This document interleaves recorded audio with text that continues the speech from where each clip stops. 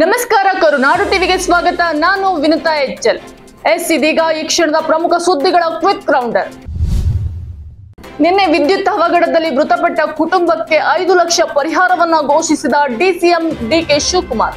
Under ground ನಲ್ಲಿ ಸಂಗ್ರಹವಾಗಿದ್ದ ನೀರನ್ನ ಪಂಪ್ ಹಾಕಿ ಖಾಲಿ ಮಾಡುವಾಗ ಅಧಿಕಾರಿಗಳು, ಪೊಲೀಸ್ ಹಾಗೂ ಸಹಾಯ ಮಾಡಲು ಬಂದ ವ್ಯಕ್ತಿಗಳಿಗೂ ವಿದ್ಯುತ್ ಆಘಾತವಾಗಿದೆ. ಈ ವೇಳೆ ಮೃತಪಟ್ಟ ನಾಗರಿಕರಿಗೂ ಪರಿಹಾರವನ್ನ ನೀಡಲಾಗುವುದು. ಮಳೆ ಅವಘಡದಲ್ಲಿ ಮೃತಪಟ್ಟವರಿಗೆ 5 ಲಕ್ಷ ಪರಿಹಾರವನ್ನ ನೀಡಲಾಗುತ್ತಿದೆ.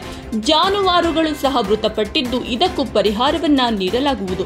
ನಮ್ಮ ಅಧಿಕಾರಿಗಳಿಗೆ ಎಚ್ಚರ ವಹಿಸುವಂತೆ ಸೂಚನೆಯನ್ನ ನೀಡಲಾಗಿದೆ ಎಂದು ಡಿಸಿಎಂ ಡಿಕೆ ಶಿವಕುಮಾರ್ ತಿಳಿಸಿದರು.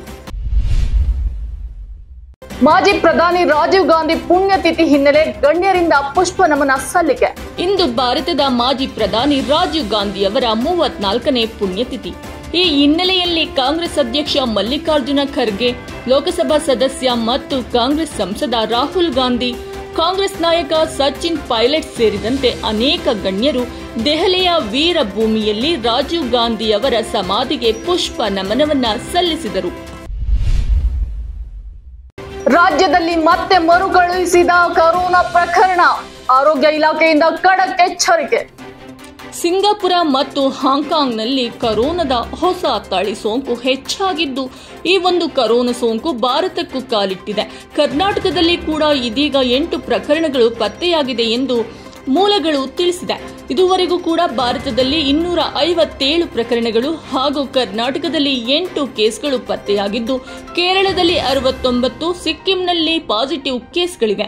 ಸಿಕ್ಕಿಂನಲ್ಲಿ ಪಾಸಿಟಿವ್ ಕೇಸ್ಗಳಿದ್ದು, ಸದ್ಯ ಯಾವುದೇ ರೀತಿಯ ಗಂಭೀರವಾದ ಲಕ್ಷಣಗಳು ಕಾಣಿಸಿಕೊಂಡಿಲ್ಲ.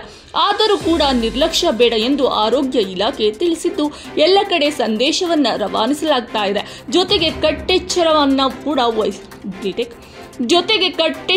ಕಟ್ಟುನಿಟ್ಟಿನ ಜಾಗರೂಕತೆಯನ್ನ ವಹಿಸಿದೆ.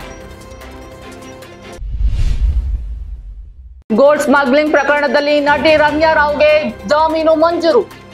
ಗೋಲ್ಡ್ ಸ್ಮಗ್ಲಿಂಗ್ ಪ್ರಕರಣದಲ್ಲಿ ನಟಿ ರಮ್ಯಾ ರಾವ್ಗೆ ಕೊನೆಗೂ ಜಾಮೀನು ಸಿಕ್ಕಿದೆ. A1 ಆರೋಪಿ ರಮ್ಯಾ ಹಾಗೂ A2 ತರುಣ್ ಕೊಂಡಾರು ರಾಜುಗೆ ಬೆಂಗಳೂರಿನ ಆರ್ಥಿಕ ಅಪರಾಧಗಳ ನ್ಯಾಯಾಲಯ ಜಾಮೀನನ್ನ ನೀಡಿ ಆದೇಶವನ್ನ ಹೊರಡಿಸಿದೆ.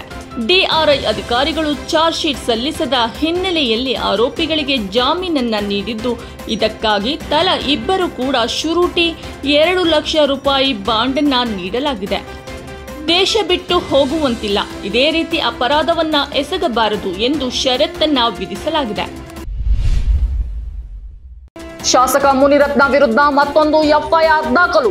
ಅತ್ಯಾಚಾರ ನಡೆಸಿದ ಆರೋಪದ ಅಡಿಯಲ್ಲಿ ರಾಜರಾಜೇಶ್ವರಿ ಕ್ಷೇತ್ರದ ಬಿಜೆಪಿ ಶಾಸಕ ಮುನಿರತ್ನ ಅವರ ವಿರುದ್ಧ ಬುಧವಾರ ಮತ್ತೊಂದು ಎಫ್ಐಆರ್ ದಾಖಲಾಗಿದೆ.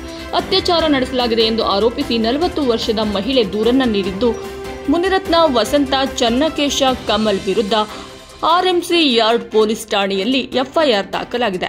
ಘಟನೆಯು 2023ರಲ್ಲಿ ನಡೆದಿದ್ದು, ಆರೋಪಿಗಳು ಬೆದರಿಕೆ ಹಾಕಿದ್ದರಿಂದ ಹೆದರಿ ದೂರನ್ನ ನೀಡಿರಲಿಲ್ಲ. ಈಗ ದೂರನ್ನ ನೀಡಿರುವುದಾಗಿ ಮಹಿಳೆ ತಿಳಿಸಿದ್ದಾರೆ. ಇದಾಗಿತ್ತು ಈ ಕ್ಷಣದ ಪ್ರಮುಖ ಸುದ್ದಿಗಳು. ಮತ್ತೊಂದಷ್ಟು ಸುದ್ದಿ ಸಮಾಚಾರದೊಂದಿಗೆ ನಾನು ನಿಮ್ಮ ಮುಂದೆ ಬರ್ತೀನಿ. ನಮಸ್ಕಾರ.